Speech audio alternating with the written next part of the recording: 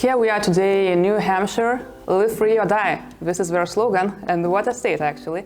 So we are in Nashua and talking to Roberta Woitkowski, who is a local Lithuanian here.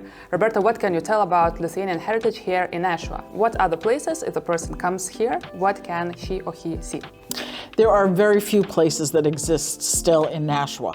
We have the former Lithuanian church, which has now been turned into apartments since they started closing and consolidating ethnic parishes. We have in Nashua the Lithuanian Cooperative Cemetery, which is now Pinewood Cemetery, owned by the city, but that is in Nashua. We have the Holy Cross Cemetery, the Catholic cemetery associated with the church in Hudson, which is right next door to Nashua. There are some streets named after local they're actually a farming family, the Tomalonis, Mazuras, Viachki. We have a street named Vilna Street. And in Hollis, which is just on the other side of Nashua, we have the Galežauskas Preserve, which is formerly land owned by a Lithuanian dairy family. And how come that Nashua actually has two Lithuanian cemeteries? Well, there was a schism in the church.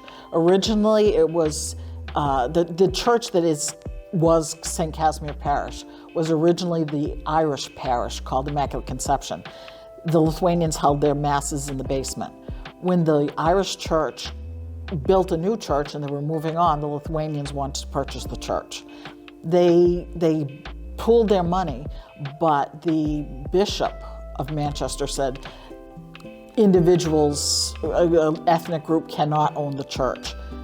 I own the church. So all that money that the parishioners collected went to the church, and there were some people who left the church because of that.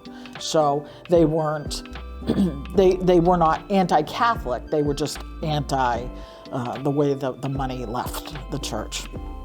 And Nashua is actually not Chicago or not Los Angeles, to be more precise, but Nashua attracts the artists, the singers, such as El Fuego and others from Lithuania, and you have concerts here. Yes. And how come?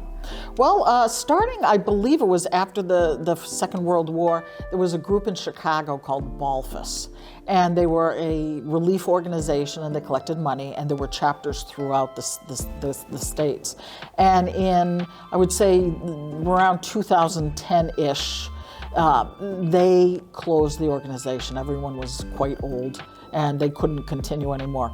So that organization closed, but they were, the local chapter had, I think every year, a Lithuanian cultural festival in the basement of the church. As that group closed, we formed another one called Labas, Lithuanian American Brothers and Sisters, and we continued the tradition, making it less of a Lithuanian Independence Day celebration and more of a concert, so we could be more flexible with timing. And we have had many,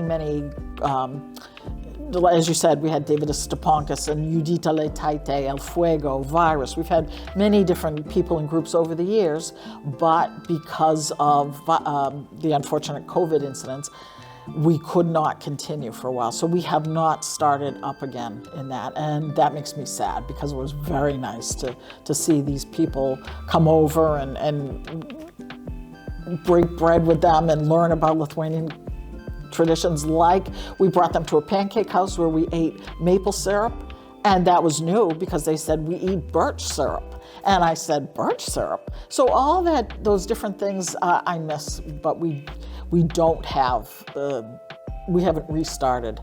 But all those concerts were funded by Charles Zalonis endowment to local libraries. And that Charles and his wife, Amelia, I believe, left a lot of money. And originally it was just for books in Lithuanian language, but then their will was changed, the trust was changed to include cultural activities.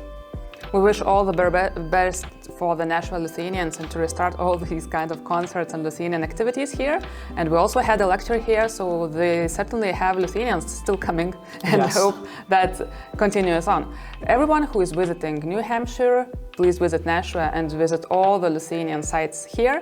These are marked on map.truelithuania.com interactive map, so it's more than easy to find them and to visit them, because the map has the exact GPS coordinates. Stay tuned and you'll have more interviews like this. May I just add one thing? The magnitude of what Aistė and Augustinus is doing is amazing. It really is. So thank you for doing that.